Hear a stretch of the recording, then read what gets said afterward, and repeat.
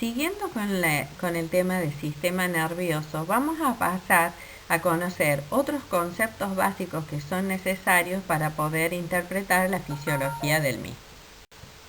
Para seguir avanzando, necesitamos que ya estén claros algunos conceptos como cómo se conectan las neuronas entre sí, cómo se forman nuestras redes neuronales, qué tipos de sinapsis predominan en nuestro cuerpo, cómo o dónde encontramos neuronas en el sistema nervioso periférico. O sea, esto nos referimos a la última, cuerpos neuronales.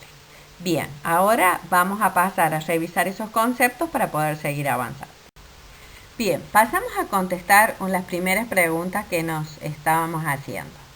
¿Cómo se pueden conectar nuestras células nerviosas, o sea, las neuronas? Las neuronas en nuestro cuerpo, principalmente, mayoritariamente, se conectan por medio de sinapsis química, o sea que necesitan neurotransmisor. Ahora, ¿cómo se conectan entre sí? Por ejemplo, si vemos la número 1, las sinapsis pueden ser axosomáticas, es decir, el axón de una neurona con el soma de otra neurona. La segunda, sinapsis axoaxónica, sería el axón de una neurona con el axón de neuronas vecinas. El tercero, sinapsis axodendríticas, el axón de una neurona con las dendritas de neuronas vecinas. El cuarto, sinapsis axoespinosa, sería el axón de una neurona con espinas, que serían pequeñas proyecciones que tienen las dendritas. ¿Qué nos está indicando esto? Que hay numerosísimas posibilidades de sinapsis entre las neuronas. Por lo tanto, esto implica que las redes neuronales pueden tener conexiones muy amplias y muy variadas. Por otro lado, recordemos que no solo las sinapsis pueden ser entre las neuronas, sino también van a hacer sinapsis las estructuras nerviosas en las vías motoras con glándulas o con músculo liso, músculo estriado o músculo cardíaco, llevando las órdenes desde el sistema nervioso a las estructuras para que cumplan esa orden, o sea, a los efectores.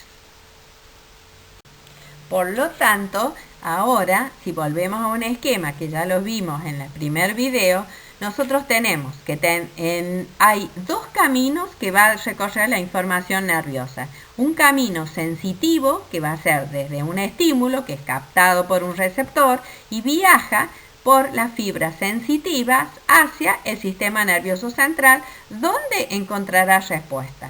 La respuesta, ¿por qué camino irá? Por una vía eferente o de salida o motora, que va a llevar la información motora hacia un efector. ¿Cuáles eran los efectores? Pueden ser o músculos o glándulas. Ahora, para que nosotros podamos seguir caminando el sistema nervioso, tenemos que revisar conceptos que los tenemos de la primera clase. Partimos: sustancia blanca y sustancia gris. En el sistema nervioso central, nosotros vamos a encontrar que los cuerpos neuronales hasta el cono axónico se agrupan o se organizan formando lo que es la sustancia gris.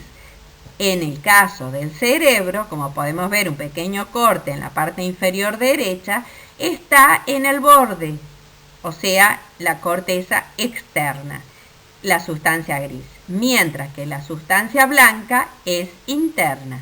Vamos a ver que en un corte de médula transversal, la sustancia gris es en la mariposa central y la sustancia blanca es externa. ¿Cómo está formada la sustancia blanca? La sustancia blanca está formada por el conjunto de axones, mielinizados o no, que van a formar fascículos que viajan por el interior del sistema nervioso. Eso sería la sustancia blanca, que va a permitir que hagan conexiones o redes dentro del interior de ese órgano, o también hace que comunican distintos órganos del sistema nervioso entre sí. En la imagen que tenemos hacia la izquierda tenemos un corte donde se puede ver el cerebelo y el tallo del encéfalo.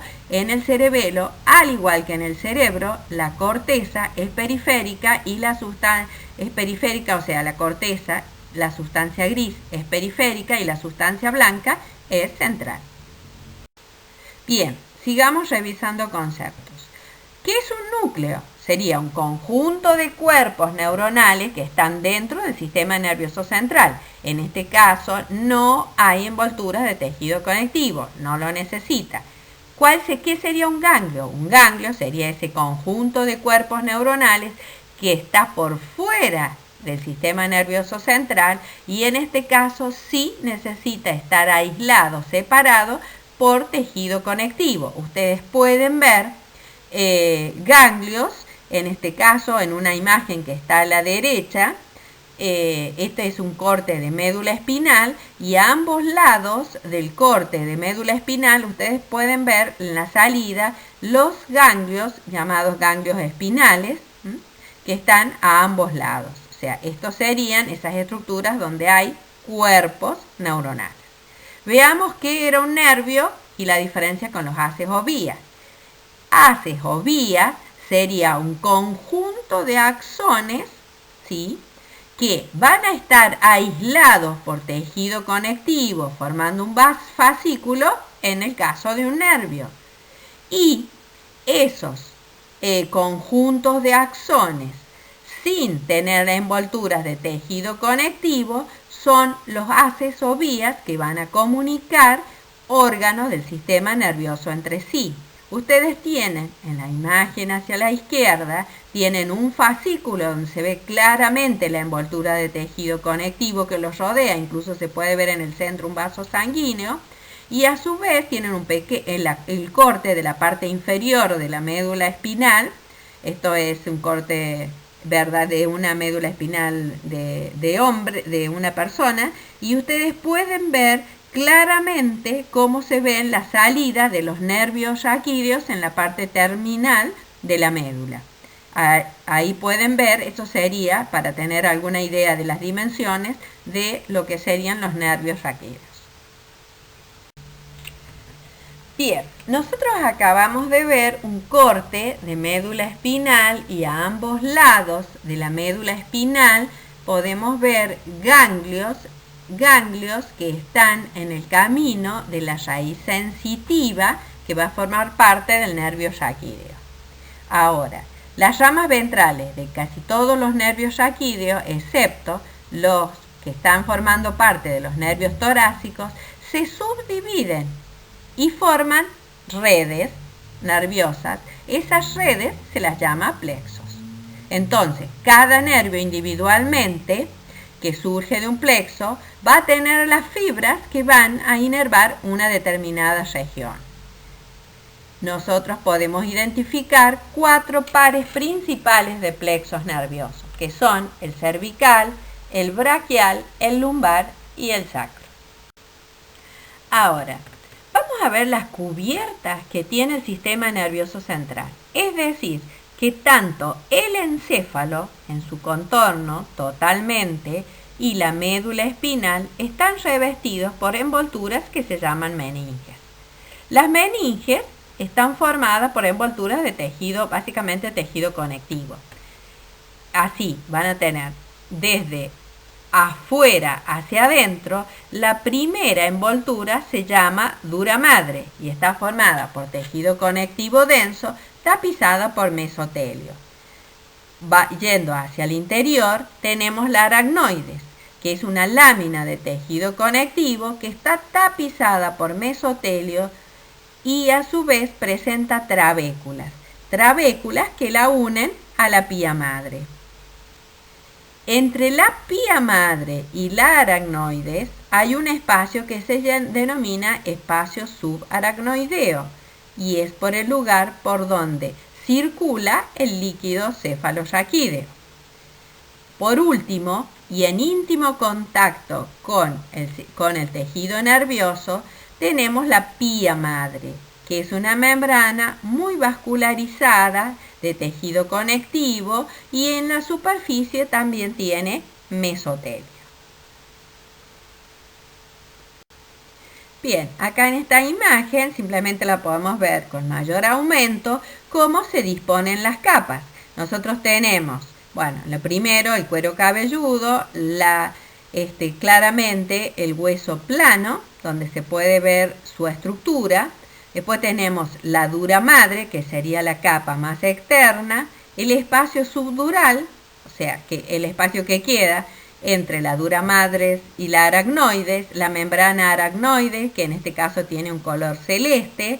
Después de esa membrana aracnoide, nosotros tenemos esas proyecciones que van a formar el espacio subaracnoideo, donde entre la aracnoides y la pía madre es por donde circula el líquido cefalorraquídeo, y por último la pía madre, que está, ya hemos dicho que está altamente vascularizada y que está en íntimo contacto con el tejido nervioso.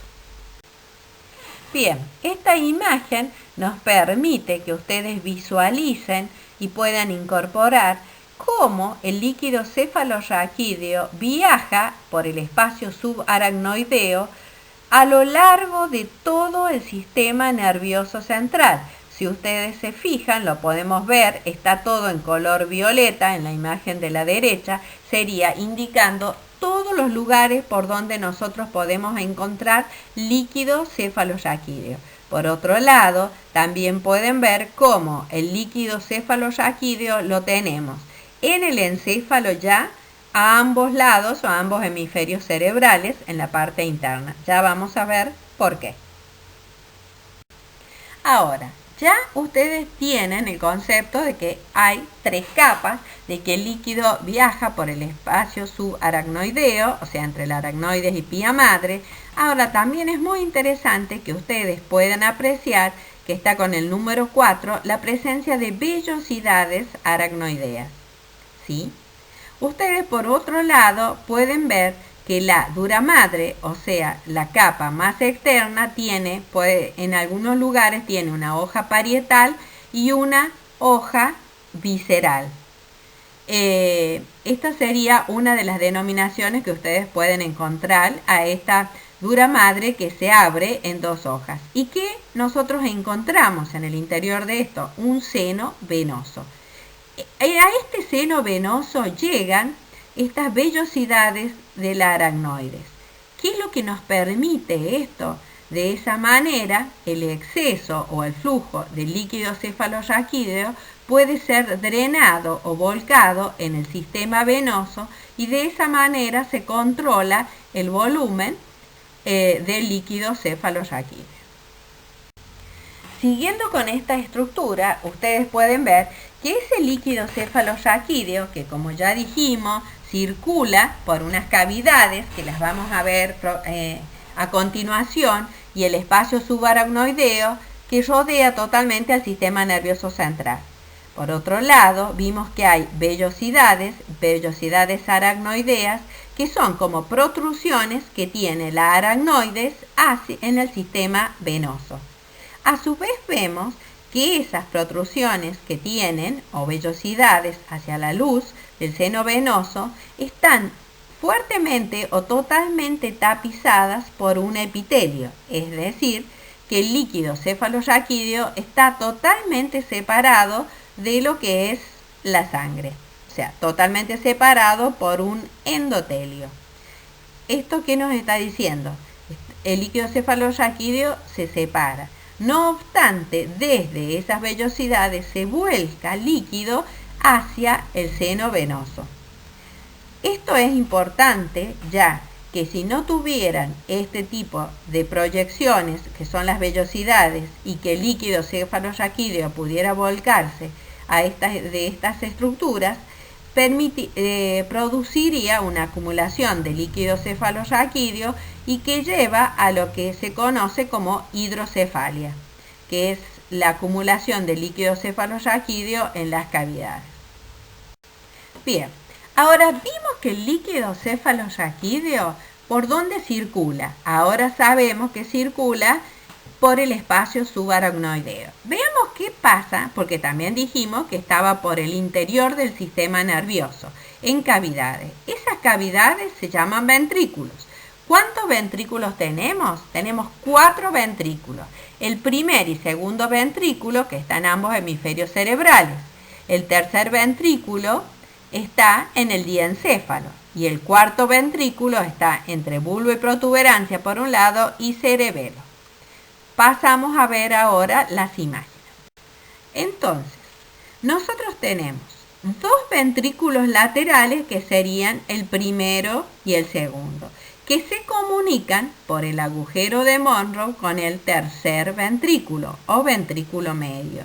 Ese tercer ventrículo, por el acueducto de Silvio, se comunica con el cuarto ventrículo. Ese cuarto ventrículo se continúa en la médula espinal por el conducto del epéndimo. A su vez, ustedes pueden ver en la imagen de la derecha un perfil o una imagen lateral donde pueden ver el tallo del encéfalo.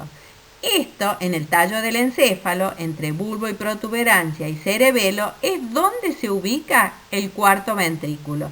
Y claramente ven que se continúa con el conducto del epéndimo. Bien, si bien es algo difícil de visualizar las cavidades ventriculares, con estas imágenes laterales o perfiles que tenemos en estas fotos, ustedes pueden más claramente darse cuenta que estamos hablando, cuando hablamos de primero y segundo ventrículo, son los ventrículos que están en los hemisferios cerebrales, uno a la misma altura que el otro. El tercer ventrículo estaría inmediatamente por debajo.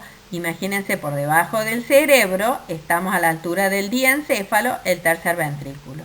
Y el cuarto ventrículo a la altura de cerebelo y por delante el tallo del encéfalo, bulbo y protuberancia. ¿Por qué nos interesan los ventrículos? Nos interesan los ventrículos porque es allí donde se va a producir el líquido cefalorraquídeo, que después circula por los ventrículos y el espacio subaracnoideo. Entonces, el líquido cefalorraquídeo se produce en los ventrículos. Esos ventrículos, que ya sabemos que son cavidades, están tapizados por como ramilletes de capilares que se llaman plexos coroideos. Esos plexos coroideos tienen un tapiz de células ependimarias. Esas células ependimarias, como vimos en la clase anterior, que son células que tienen microvellosidades y cilios, son células especiales que sirven, sus cilios y sus microvellosidades ayudan a la movilización del líquido cefalorraquídeo. Ustedes pueden ver en diferentes imágenes que tenemos acá, como en el lado derecho, pueden ver cómo se ve, cómo sería un diseño donde ven un capilar sanguíneo tapizado por las células ependimarias.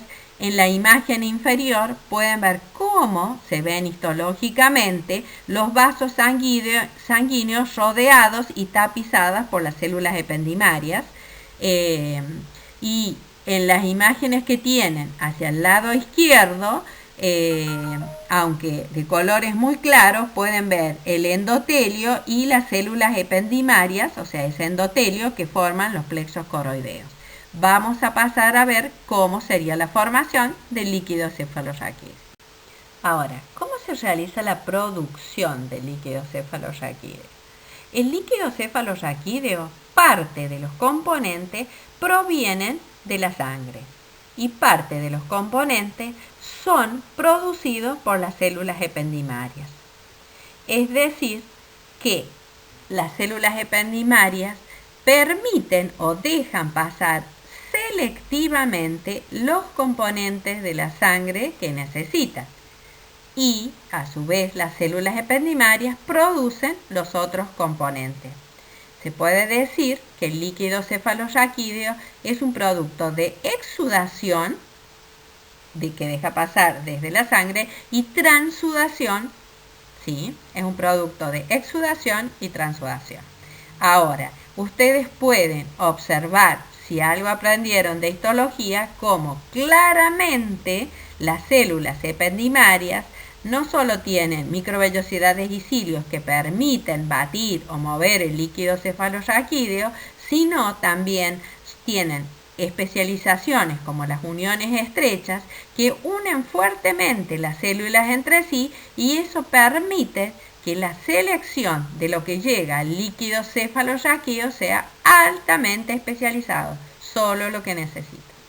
Entonces, para concluir el tema del líquido cefalorraquídeo y las cavidades ventriculares, nosotros tenemos que la producción del líquido cefalorraquídeo se lleva a cabo en las cavidades ventriculares. ¿Cuántos ventrículos tenemos? 4 ventrículos, primero y segundo, o ventrículos laterales, tercer ventrículo, el que está en el diencéfalo, y cuarto ventrículo, el que está a la altura del tallo del encéfalo y cerebelo. Después continúa la circulación del líquido por el conducto del epéndimo y por el espacio subaracnoideo que rodea el encéfalo en su totalidad. Así, nosotros sabemos que el líquido cefalorraquídeo está, en el caso de la médula, circulando por el conducto del epéndimo y también por el espacio subaracnoideo. Bien, ahora vamos a pasar a ver los componentes del sistema nervioso central. Comenzamos por médula. Vamos a comenzar desde médula hacia arriba. Para que ustedes se orienten dónde estamos, tenemos que, si recuerdan, teníamos el sistema nervioso central, estaba formado por encéfalo, todo lo que estaba dentro de nuestra caja craneana, y después médula espinal. Por otro lado, teníamos el sistema nervioso periférico, donde vamos a tener entre los componentes los nervios craneales, los nervios raquídeos. Fíjense la conexión entre médula espinal y nervios raquídeos. ¿Desde dónde emergen los nervios raquídeos? De la médula espinal. Es decir, que una vez vista médula, pasamos a analizar los nervios raquídeos. Ahora, la médula espinal. La médula espinal se encuentra dentro del conducto vertebral. Nosotros vimos su ubicación cuando vimos las vértebras. Esa médula espinal presenta dos ensanchamientos, un ensanchamiento cervical y un engrosamiento o ensanchamiento lumbar. ¿Por qué estos ensanchamientos? Presenta estos ensanchamientos porque son los lugares de donde salen las extremidades superiores e inferiores. La médula espinal no crece en la misma proporción que crece la columna vertebral. De allí es que, como que es más corta, los últimos nervios, que cada uno salen por su agujero correspondiente, van a hacer un mayor recorrido hasta que salen por el agujero vertebral correspondiente. Ese largo camino que recorren los últimos nervios hasta que salen por el agujero vertebral correspondiente va a permitir formar lo que se llama la cola de caballo. Por otro lado, la médula presenta en su cara anterior y en su cara posterior presentan surcos. Presentan surcos medio, anterior y posterior, y surcos colaterales. Estos surcos en un corte de médula van a permitir facilitando la ubicación de algunas estructuras. A medida que vamos avanzando desde la zona cervical a la zona lumbar, podemos ver que en un corte transversal de médula espinal vemos la sustancia gris, la relación con la sustancia blanca y cómo varía la proporción de una y otra, lo que hace que lo que nosotros llamamos la mariposa gris central va a tomar diferentes formas. En las imágenes que ustedes pueden ver, acá en la derecha, ustedes pueden observar la salida de los nervios raquídeos, la raíz sensitiva y la raíz motora, la raíz sensitiva, que es posterior, y la raíz motora, que es anterior, de los nervios raquídeos. Y en la imagen de la izquierda pueden ver, por un lado, cómo se ve parte del cuarto ventrículo con esa forma romboidal que tiene. Después, a continuación, inmediatamente podemos ver que se continúan con la médula espinal. Las raíces de los nervios raquídeos los pueden ver cómo emergen de la médula. Bien, ahora tenemos un corte transversal o una sección transversal de la médula espinal. Vamos a ver algunos detalles que les van a permitir o facilitar darse cuenta de las caras de las secciones de la médula. Si nosotros miramos detenidamente la sustancia gris, que sea esa mariposa central, vamos a ver que tenemos la parte anterior, que se llaman astas. Estas astas, las anteriores, son más delgadas que las posteriores, o sea que esto ya nos está permitiendo un elemento para orientarnos. La parte anterior tiene las astas más ensanchadas, es decir, que estaríamos en la parte anterior, donde está la neurona que termina en rojo, y la parte posterior sería el camino de la azul. Tenemos la parte posterior que está hacia arriba. En la parte posterior nosotros podemos ver el surco medio posterior, que es menos profundo que el surco medio anterior.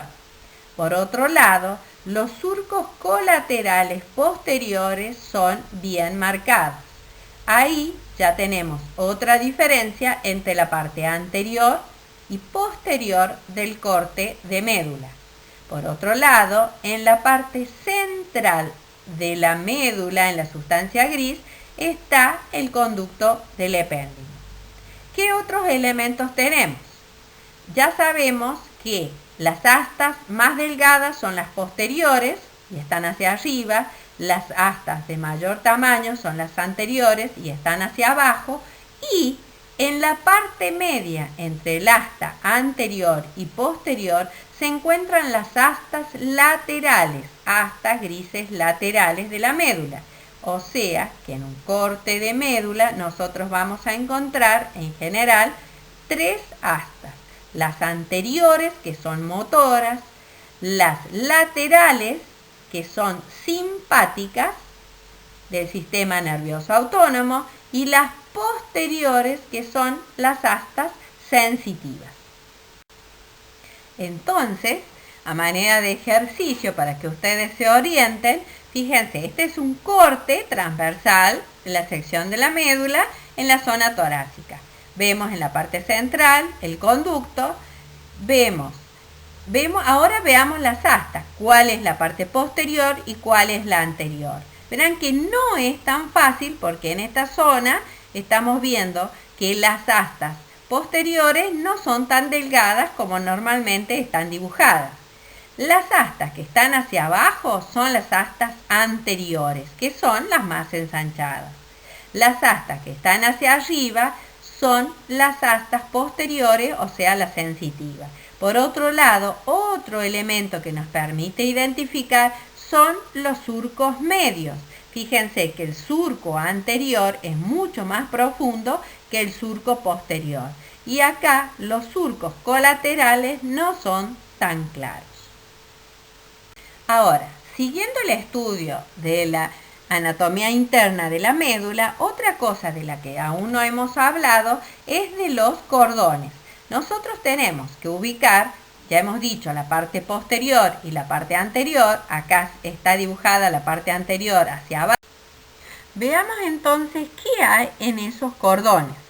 El cordón posterior se ubica en la parte posterior, que sería la que está hacia arriba.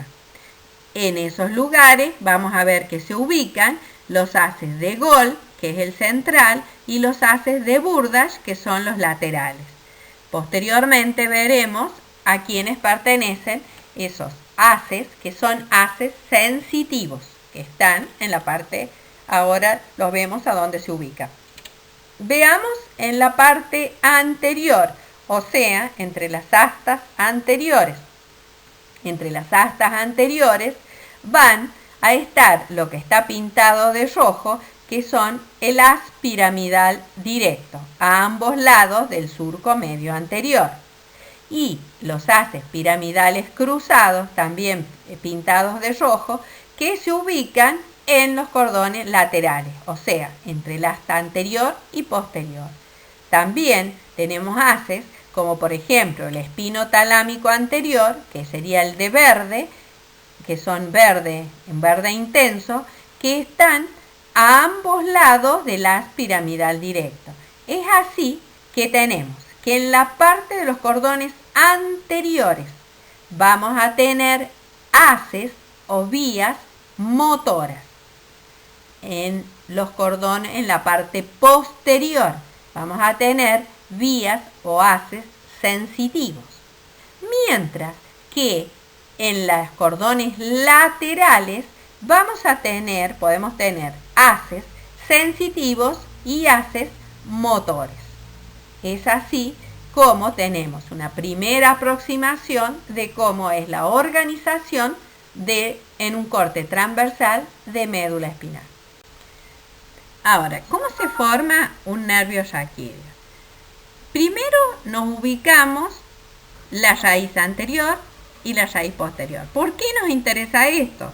Porque la parte posterior era sensitiva y la parte anterior era motora. Entonces, la parte más ensanchada, que estaría hacia abajo, estaríamos ante la parte anterior, o sea, sería la motora.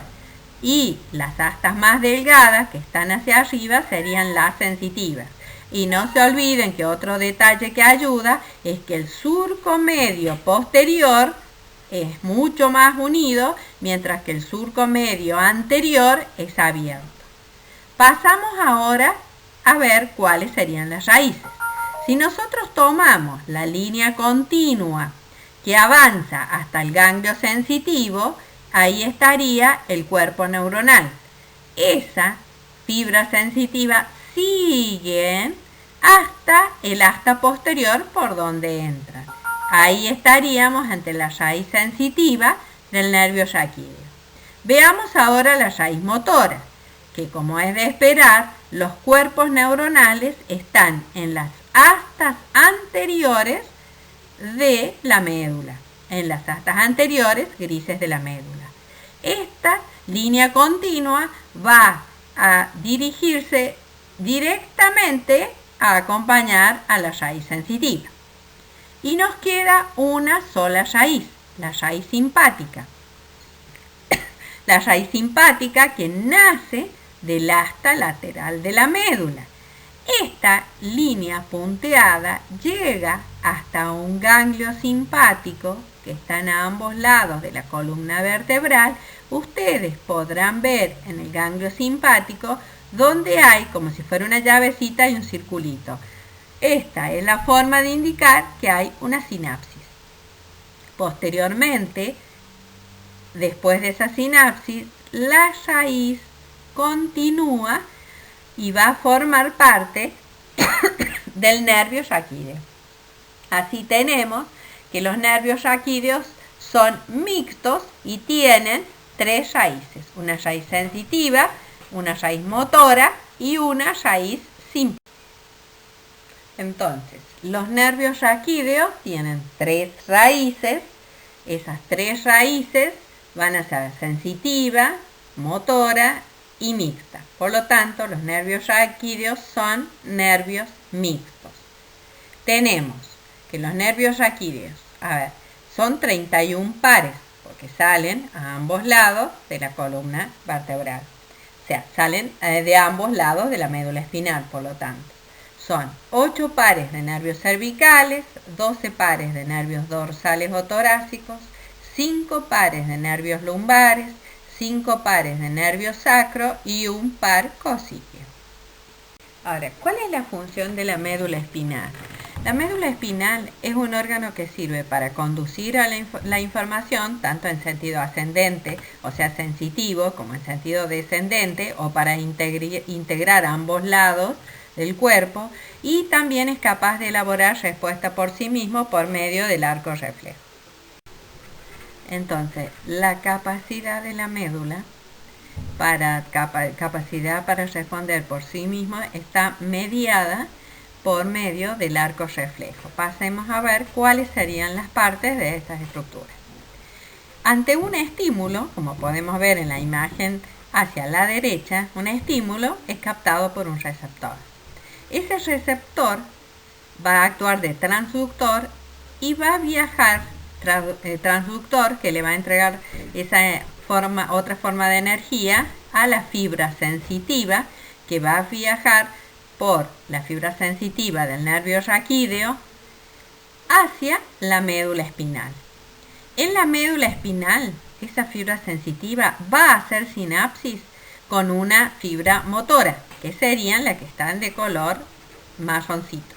Esa fibra motora, que sale desde el asta anterior, va a viajar otra vez por el nervio raquídeo y va a transferirle esa información al efector, que va a ser el que va a tener su respuesta. Entonces, el estímulo, como podemos ver que sería un golpe, es captado por un receptor. El receptor actúa como transductor, transforma una forma de energía en otra, que viaja por la fibra sensitiva. Esa fibra sensitiva hace sinapsis con una fibra motora. Esa fibra motora después le transfiere por medio de una sinapsis esa información al efector, que es quien va a realizar la respuesta. Eso sería un arco reflejo directo. Ahora veamos cómo sería un arco reflejo indirecto. Nosotros tenemos un receptor a nivel de piel, que capta la información. Esto es un clavo, puede ser una chinche que pincha a través de la piel, es captada esa información. Entonces los receptores del dolor captarían la información, son transductores, transforman una forma de energía en otra, que por la fibra sensitiva, que sería la azul, viajan, pasan por el ganglio espinal hacia la médula espinal y entran por el asta posterior. En la base del asta posterior hacen sinapsis con una neurona de asociación. Esa neurona de asociación llega hasta el asta motora. En el asta motora hace sinapsis con una neurona motora. Esa neurona motora, con esa raíz que en este caso se ven rojas, va hacia el efector, donde el efector va a ser el músculo, en este caso un músculo estriado. Entonces, ¿cuál es la diferencia? Entre la raíz sensitiva y la raíz motora hay neuronas de asociación. ¿Qué hacen las neuronas de asociación? Van a integrar la información, van a organizar la información a nivel del segmento medio de la médula. Esa sería la función de una neurona de asociación. O sea que serían las diferencias entre un arco reflejo directo e indirecto. Entonces, a través de las estructuras del arco reflejo, la médula es capaz de responder con los reflejos. ¿Qué es un reflejo? Es una respuesta espontánea y rápida que el organismo hace hacia un estímulo específico. ¿Quiénes pueden responder? Músculos o glándulas en forma no consciente. Podemos definirlo también como que los reflejos son movimientos involuntarios estereotipados con respecto en respuesta a un estímulo. Vamos a pasar ahora a describir, a analizar brevemente lo que es el tronco del encéfalo. ¿Cuáles serían los componentes? Bulbo, protuberancia y mesencéfalo. Si hacemos un corte con un plano sagital, como se puede ver en la imagen superior, vamos a poder ver, o sea, sacamos un hemisferio cerebral, lo que nos va a facilitar ver con más precisión lo que es el tallo del encéfalo. Si vamos desde abajo hacia arriba, podemos ver claramente la ubicación de bulbo, protuberancia y mesencéfalo. Se puede ver claramente cómo a la altura de bulbo y protuberancia, que están por la parte anterior, en la parte posterior, a la misma altura, tenemos el cerebelo. En las siguientes imágenes podemos ver una imagen de la cara anterior o ventral y de la cara dorsal o posterior de bulbo y protuberancia. El bulbo es una pequeña estructura de aproximadamente unos 3 centímetros. Podemos ver que la protuberancia, de allí su nombre, presenta sobre todo las fibras en sentido transversal a diferencia del bulbo, o sea que tienen un aspecto característico. En la cara posterior de ambas estructuras, tanto bulbo como protuberancia, van a formar en la parte posterior esa estructura de forma de un rombo que sería el cuarto ventrículo. Se abre el conducto del epéndimo en la parte inferior del bulbo y se va abriendo lo que le da lugar a la parte, al triángulo inferior del ventrículo. Y posteriormente la parte de la protuberancia le da lugar a la parte superior de esa estructura. Pasemos a ver ahora la cara anterior. En la cara anterior tenemos que a nivel de la protuberancia se puede ver claramente un surco o una depresión en la parte media que se llama surco basilar, por donde transcurre la arteria basilar. A ambos lados presentan una eminencia donde se encuentra la ubicación del nervio trigémino, o sea, que corresponde a un par craneal. Esas elevaciones que presentan a ambos lados del surco basilar se llaman los rodetes piramidales. Por otro lado, a nivel del bulbo, el bulbo comienza, o sea, en la parte inferior, está delimitado no anatómicamente con la médula espinal, y en el límite sería entre médula y bulbo se produce la decusación o entrecruzamiento de las pirámides. En el caso del bulbo presenta un claro surco medio y a ambos lados surcos colaterales, donde se encuentran a esa altura la oliva vulvar y también en el caso del bulbo presenta las pirámides vulvares. Bien, a nivel de la protuberancia, en la parte superior, la cara superior, se encuentran los pedúnculos cerebrales. En la cara posterior formaría el techo del cuarto ventrículo. Ahora, en las caras laterales se relacionan con los pedúnculos cerebelosos. Las caras laterales se relacionan con los pedúnculos cerebelosos medios. Ahora, ¿qué son los pedúnculos? El cerebelo se relaciona con la protuberancia por medio de un conjunto de haces o vías que forman gran parte de la misma protuberancia o puente de Barolio. ¿Qué son los pedúnculos? Serían conjuntos de vías, e imaginarnos como si fueran un conjunto de rutas que van hacia un lugar, tanto que van o vienen hacia un lugar. Serían eso los pedúnculos cerebelosos. En este caso, los pedúnculos cerebelosos son 3 pares: pedúnculos cerebelosos inferiores, pedúnculos cerebelosos medios y pedúnculos cerebelosos superiores. Los pedúnculos cerebelosos medios son los que se relacionan con la protuberancia. En la siguiente, esta es una imagen de una base de cerebro humano y ustedes se puede ver perfectamente el tallo del encéfalo, donde se ve el surco vulvar, las pirámides vulvares, la oliva, y por encima claramente se puede ver la protuberancia.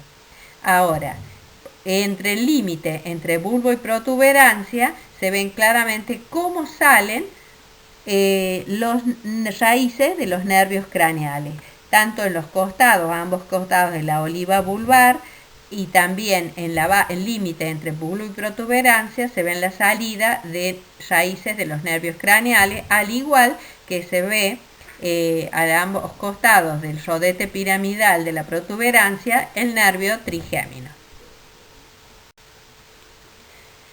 En la zona vulvar también es interesante reconocer que hay centros especializados, como es el Centro de Control Cardiovascular, la área de ritmicidad vulvar, o sea, el centro respiratorio. Por lo tanto, el centro cardiovascular que controla nuestra presión arterial y el centro que controla el proceso inspiración-expiración están muy cercanos a nivel del bulbo. Por otro lado, también a nivel de la protuberancia hay núcleos. Hay núcleos protuberanciales que van a relevar señales de movimientos voluntarios que provienen de la corteza cerebral, y por otro lado hay un centro que regula los procesos que se dan a nivel vulvar del proceso de respiración, o sea que controlan a ese centro respiratorio que está a nivel vulvar. Ahora les voy a presentar esta clasificación que les puede ser muy de interés en la bibliografía, o por si llevan a libros de anatomía que la suelen usar, o en algún libro de fisiología, que se van a dar cuenta que estos nombres, que hasta ahora no los hemos usado, que provienen por el origen embriológico, como decir telencéfalo, que se refiere a toda la corteza cerebral, es decir, diencéfalo, se refieren a núcleos que hasta ahora no los hemos nombrado, la zona del diencéfalo. ¿Por qué se usa este nombre y no decimos órgano tal? Por factibilidad se usa diencéfalo porque como no es una sola estructura, sino que son numerosos núcleos que están ubicados en esa región, como para nombrar el conjunto se utiliza el nombre de diencéfalo. Eso mismo ocurre con el mesencéfalo. El mesencéfalo no es un órgano con límites anatómicos definidos, sino que son unas pocas estructuras que van a tener, que se ubican en ese lugar, y que el conjunto se lo denomina mesencéfalo. Bueno, si vamos hacia abajo tenemos el metencéfalo, el mielencéfalo, metencéfalo que corresponde a cerebelo y protuberancia, mientras que mielencéfalo estaría relacionado o sería lo que nosotros llamamos bulbo raquídeo. Por lo tanto, es necesario que ustedes vean o entiendan el origen, que en este caso estos nombres se deben por la embriología. Pasamos ahora a estudiar el mesencéfalo o istmo del encéfalo, que como ya dijimos es una estructura que se encuentra por arriba de la protuberancia. No es un órgano con límites definidos, sino que es un conjunto de estructuras que por el nombre que proviene de la embriología, a este conjunto de estructuras se denomina mesencéfalo. El mesencéfalo está formado por los pedúnculos cerebrales, el tectum o lámina cuadrigémina y el acueducto de Silvio que conectaba el tercero con el cuarto ventrículo. Bien, lo que podemos ver en la imagen de la izquierda, tenemos las estructuras del tallo del encéfalo desde el bulbo en la parte inferior hacia el mesencéfalo, y por encima de él se encuentran esas estructuras ovoides de color azulado importante que serían los tálamos ópticos, entre los cuales se encuentra el tercer ventrículo.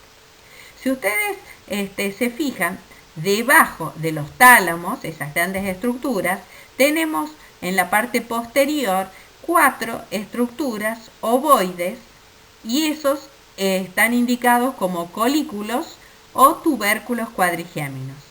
Estos 4 estructuras que tienen la forma de tubérculos constituyen los 4 juntos la lámina cuadrigémina o tectum. O sea que cuando nos referimos a las 4 estructuras juntas, hablamos de tectum o lámina cuadrigémina. Cuando hablamos de 2 de ellos, decimos que hablamos de pedúnculos, hablamos de tubérculos cuadrigéminos. Esto es importante porque al hacer los cortes sagitales o transversales se puede cortar a la altura de los tubérculos cuadrigéminos superiores o inferiores. Solo en una imagen de este tipo, con una imagen lateral, se va a poder ver en la parte posterior la presencia de los 4 tubérculos cuadrigéminos. Mesencéfalo. Nosotros tenemos una imagen didáctica y una foto de un corte transversal de mesencéfalo. En el mesencéfalo nosotros tenemos que podemos ver la calota, que corresponde a gran parte del mesencéfalo, limitada por el locus niger o sustancia nigra del pie. En el pie de la calota por donde transcurre la vía piramidal. Por otro lado, también tenemos núcleos importantes en la calota, como son el núcleo rojo, la cinta de Rey. A su vez, alrededor del acueducto de Silvio, sobre todo en dirección a la calota, se encuentran núcleos de donde salen o emergen nervios craneales, entre otros el tercer par craneal. Bien, O sea, que perteneciendo al sistema nervioso periférico, nosotros tenemos los nervios raquídeos, que ya vimos que emergen de la médula espinal, y ahora tenemos los nervios craneales. Los nervios craneales son 12 pares. Estos 12 pares de nervios craneales emergen de la zona de bulbo, protuberancia y mesencéfalo. Estos 12 pares craneales se los puede conocer por un nombre propio, que puede ser nervio olfatorio, óptico, trigémino, nervio facial, nervio vago, los que aluden a cuáles las estructuras que inervan o controlan, o por la zona de donde salen. Por otro lado, también los nervios craneales se los puede conocer con números romanos. Los nervios craneales pueden ser, algunos son sensitivos, otros son motores y otros nervios craneales son mixtos. En el caso de los nervios craneales, hablamos de que tienen un origen real y un origen aparente. El origen real sería el lugar a donde llega la información si se trata de un núcleo sensitivo, o desde donde sale la información si se trata de un núcleo motor. Ese sería el origen real. Como ustedes pueden ver en la foto que a continuación están marcados con rojo los lugares o los núcleos en el interior, por ejemplo en este caso del mesencéfalo, que son los núcleos de origen de determinados nervios craneales. Por otro lado, desde donde uno los ve emerger o salir desde el tallo del encéfalo sería el origen aparente del nervio craneal. Hasta ahora ya hemos visto las características generales de médula de tallo del encéfalo, vimos nervios craneales, nervios raquídeos. Hemos visto, cuando hablamos de arcos reflejos, hablamos de receptores, estos receptores sensoriales y la capacidad o que reciben estímulos. Vamos a pasar a ver las características, algunas de las características generales de los mismos. Entonces, gracias a los impulsos nerviosos, nosotros se pueden comunicar o integrar todo el sistema nervioso. Esos impulsos nerviosos se generan por la distribución de diferencia de iones. ¿Qué iones participan principalmente? El ion sodio, cloro, potasio, que están en diferente concentración entre el citoplasma y el medio extracelular. Entonces, cuando un estímulo llega a una neurona, se va a producir un flujo de iones a través de esa membrana plasmática que cambia de permeabilidad. Eso genera una corriente eléctrica que se va a desplazar y eso va a permitir que se propague ese impulso nervioso. Entonces, el potencial de acción que viaja a lo largo de la membrana constituye el impulso nervioso. ¿Cuál es la función principal de las neuronas? La generación y propagación de impulsos nerviosos. ¿Qué son? Se producen por cambios electroquímicos producidos en sus membranas. Gracias a ello se produce la conducción de la información a través del sistema nervioso. Ahora, ¿qué son los receptores sensoriales? Nosotros hablamos de receptores, pero nos referimos a esas proteínas que están a nivel de la membrana postsináptica que se unen a el neurotransmisor. En este caso es otra cosa que nada tiene que ver, porque esto se refiere, los receptores sensoriales pueden ser estructuras muy simples y otras muy complejas como son los órganos de los sentidos. Entonces, un receptor sensorial puede ser incluso parte de una neurona, como pasa en el sentido del olfato.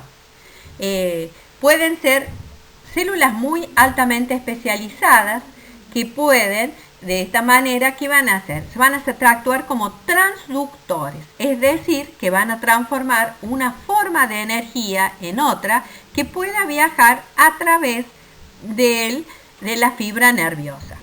O sea, que tienen un potencial de receptor que cuando el estímulo que se le provee o el estímulo alcanza un umbral, va a ser captado, se va a producir un potencial del receptor y esto va a generar un estímulo eléctrico, un estímulo nervioso que va a viajar. Hay que tener en cuenta que otra característica de los receptores sensoriales es su capacidad de adaptación. Esto es muy importante, sobre todo a nivel fisiológico. Vamos a ver algunos conceptos para que se entienda un poco más de qué estamos hablando.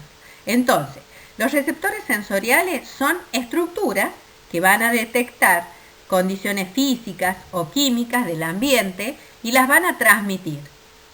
Van a transmitir esa información a través del sistema nervioso. Pueden ser esos receptores terminaciones nerviosas o pueden ser especializados, estructuras especializadas como por ejemplo algunas muy complejas como son los órganos de los sentidos. ¿Qué características físico-químicas tienen los receptores? Su excitabilidad, o sea, capaz de reaccionar, capacidad de reacción, su especificidad, porque solo pueden detectar un solo tipo de estímulos, la capacidad de adaptación a un estímulo, es decir, que si se estimula muy seguidamente un receptor, llega el momento que el receptor se adapta y no capta esa sensación, o sea, no la sigue transmitiendo. Como ustedes pueden ver en la imagen que se muestra en la parte inferior, tenemos en forma muy sencilla un receptor sensorial que en este caso está encapsulado, se hace un estímulo de presión, se genera un potencial que va a disparar un impulso nervioso que se va a ser conducido a través del axón y esto se va a continuar propagando, se va a conducir a través de la parte del sistema nervioso a la parte sensitiva.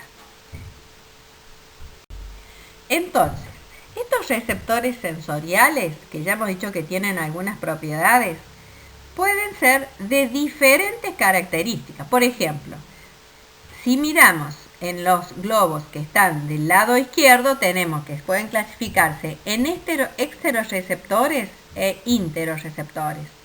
Los exteroreceptores serían los receptores de superficie, captan información con respecto al medio ambiente. También los sentidos del oído, del gusto, del olfato, del tacto, sentidos que tienen que ver más con exterior.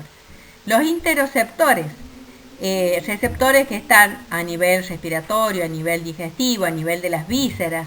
También es interesante, por ejemplo, los receptores osmoreceptores, receptores de presión a nivel de los vasos sanguíneos.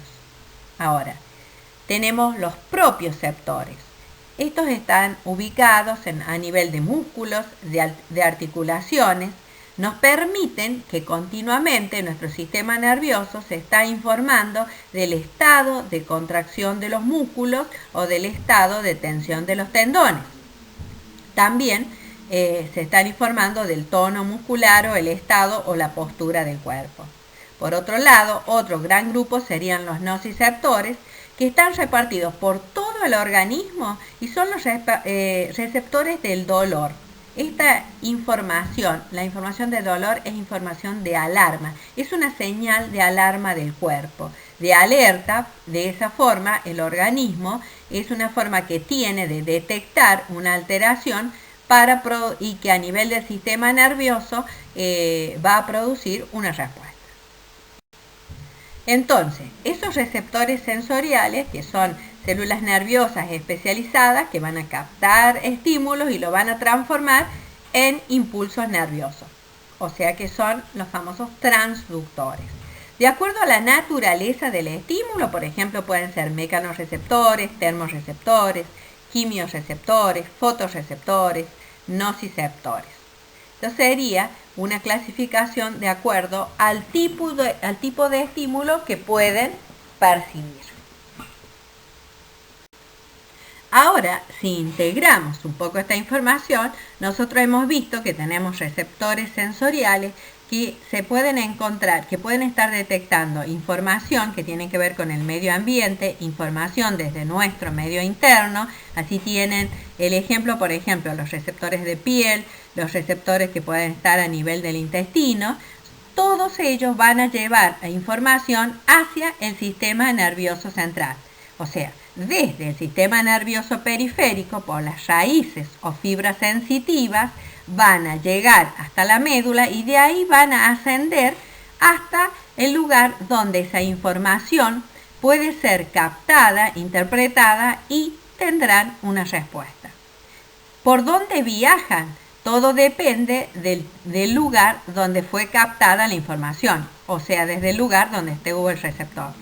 Por ejemplo, si es a nivel de piel, en general va a nivel de piel de extremidades, de brazos, piernas, tronco o de cavidad abdominal, esa información va a llevar por las raíces sensitivas de los nervios raquídeos hacia la médula y desde ahí asciende. Información que es captada por receptores a nivel de cara va a ser captada por las raíces sensitivas de los nervios craneales y será captada para después tener una respuesta. Entonces, en este punto, nosotros ya hemos avanzado en el sistema nervioso periférico, ya conocemos que ahí están los nervios raquídeos, los nervios craneales, sabemos que a través de ellos, a través de la fibra sensitiva o en el caso de los craneales, hay nervios nada más que sensitivos, o sea, sensitivos puros, van a llevar la información, esa información que va a ser captada por receptores sensoriales en distintas partes del cuerpo, que la información viaja hacia el sistema nervioso central para en busca de una respuesta que saldrá por la vía motora, que serían los próximos pasos. Otra cosa que también vamos a tener que conocer son los haces o vías a través de los cuales asciende la información, en el caso de ser sensitiva, o desciende la información, en el caso de ser información motora. Será en el próximo Power.